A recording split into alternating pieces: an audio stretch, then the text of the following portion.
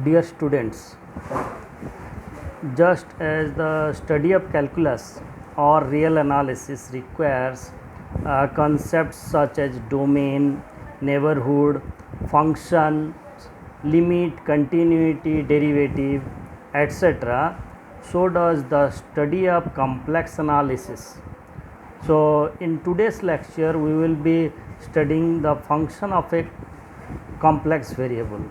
Rather, we can call it a complex function of a complex variable, because the domain will be a complex variable, the range also will be a complex variable. So, since the function live in the complex plane, the concepts are slightly more different or difficult from those in real analysis.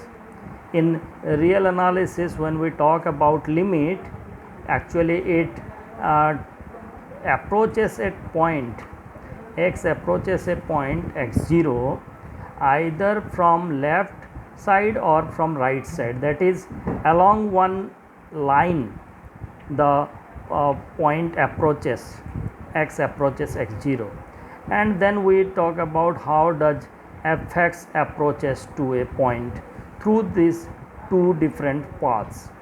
But when we come to complex plane, to reach to one point there are several ways to reach to that point. There are several directions. So one may come from any direction.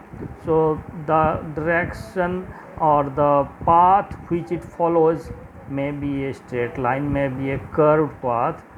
So there are many ways how we reach to a point.